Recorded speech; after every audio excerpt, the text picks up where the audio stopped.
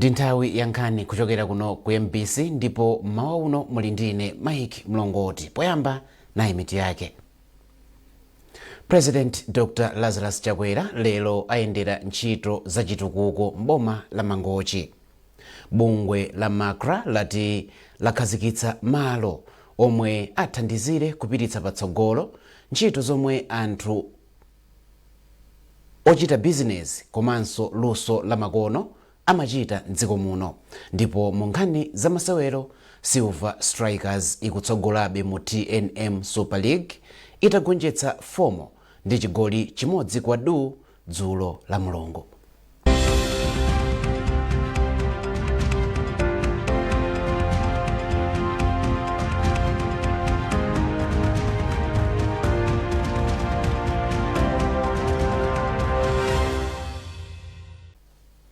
Tsopano nkhanizi mwa tsatanetsatane.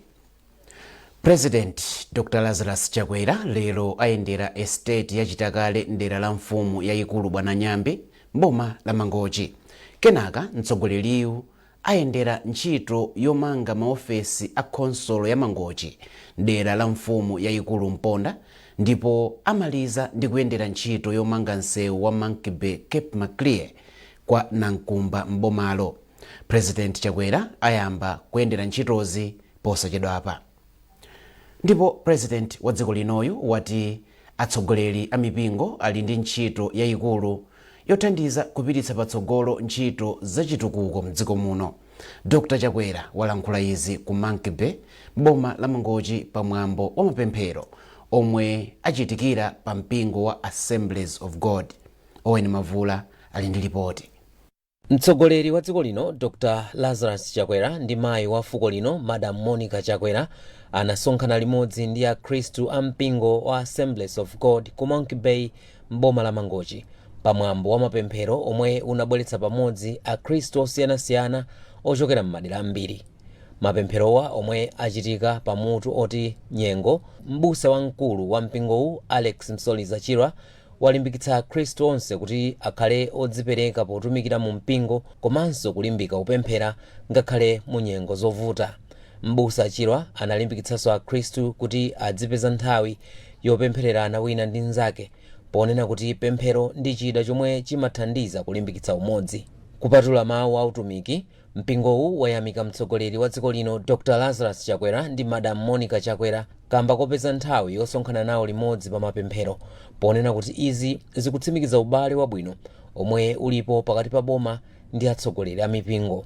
Ndipo m'mawu ake, President Chakwera wati amazindikira bwino za ntchito yomwe atsogoleri a mipingo ali nayo pa chitukuko cha dziko. Limbikitsani atsikana asajombe ku sukulu, limbikitsani anyamata asajombe ku sukulu. Tiyeni tilimbikitse aliyense kuti agwire ntchito molimbika ndi kuti tikapika pamodzi mphamvu zathu zonse chimene tikhoza kuchita chisiyana chimene munthu mmodzi akhoza kuchita. Chifukwa ngati munthu mmodzi akhoza kuthamangitsa anthu 1000, Bible limanena kuti anthu awiri siutathamangitsa 2000 koma adzathamangitsa 10,000. Ndiye kuti mphamvu yochitira zinthu pamodzi mumachulukitsa zotsatira zake. Ena mwa akuluakulu omwe anali nawo pa mapempherowa ndi mlangizi wa boma pa nkhani za chipembedzo Sheikh Hashim Abbas komanso akuluakulu a boma. Owen Mavula, MBC, Mangochi. Nkhani pakadali pano ndi zomwezi. Tsopano tikuperekani kwa anzathu ku Mangochi komwe President Chakwera akuyendera ntchito zina za chitukuko. Munali ndine Mike Mlongoti, pitirizani kuonera MBC.